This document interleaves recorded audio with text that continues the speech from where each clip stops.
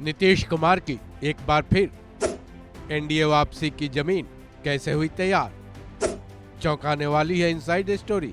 बिहार में अब नई बयार है। बिहार में एक बार फिर नीतीश कुमार है। 28 जनवरी को नीतीश कुमार ने बिहार की राजनीति में एक बार फिर ऐसा बम फोड़ा जिसके धमाके में कम से कम आरजेडी तिनका तिनका होकर बिखर तो गया ही है, क्योंकि अब बिहार की सरकार से आरजेडी बाहर हो चुकी है।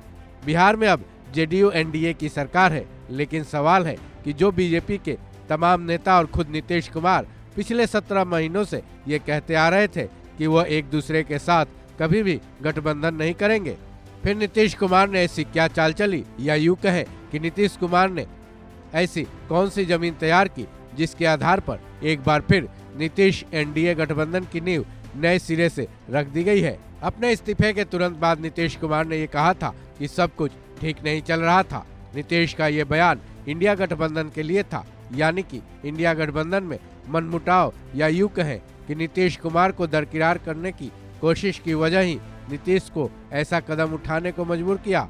मीडिया रिपोर्ट्स में आज तक के सूत्रों के हवाले से खबर है कि इंडिया गठबंधन की 23 जनवरी को एक ऑनलाइन मीटिंग हुई थी।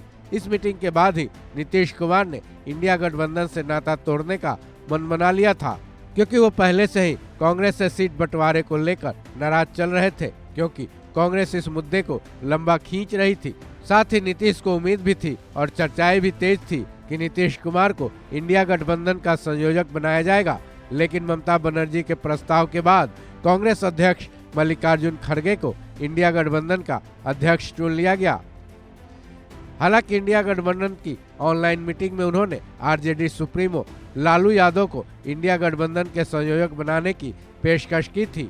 वहीं ये बात जो सबको पता है कि इंडिया गठबंधन को एकजुट करने का काम नीतीश कुमार ने किया था। अब आते हैं एनडीए में नीतीश के आने की जमीन कैसे तैयार हुई। मीडिया रिपोर्ट्स के मुताबिक नीतीश कुमार ने नाराजगी के चलते ही 13 जनवरी को एक वरिष्ठ केंद्रीय मंत्री से संपर्क साधा। ये वरिष्ठ केंद्रीय मंत्री नीतीश कुमार के बेहद करीबी माने जाते हैं, जिन्होंने नीतीश के प्रस्ताव को बीजेपी हाईकमान के सामने रखा, जहां से नीतीश कुमार को हरी झंडी मिल गई।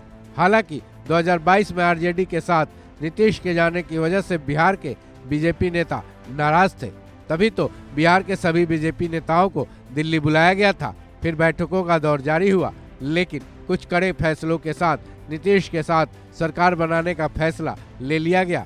हालांकि कहा यह भी जा रहा है कि नीतीश कुमार पर इस बार बीजेपी ने लगाम कसने के लिए 2 डिप्टी सीएम वाली सरकार बनवाई है। डिप्टी सीएम भी उन्हीं दोनों बीजेपी नेताओं को बनाया गया है जो नीतीश के सबसे बड़े विरोधी माने जाते हैं। माना तो ये भी जा रहा है कि इस बार नीतीश मंत्रिमंडल में भी बीजेपी की ही ज्यादा चलने वाली है। वहीं लोकसभा चुनाव में सीटों के बंटवारे में भी एनडीए का बोलबाला रहेगा। ऐसे में ये माना जा रहा है कि इस बार नीतीश कुमार ने गठबंधन तो कर लिया है, लेकिन एनडीए नीतीश पर लगाम काफी मजबूती से कस कर रखने वाली है। इस खबर में बस इतना ही। बाकी अपडेट्स के लिए जुड़े रहें वन इंडिया हिंदी के साथ।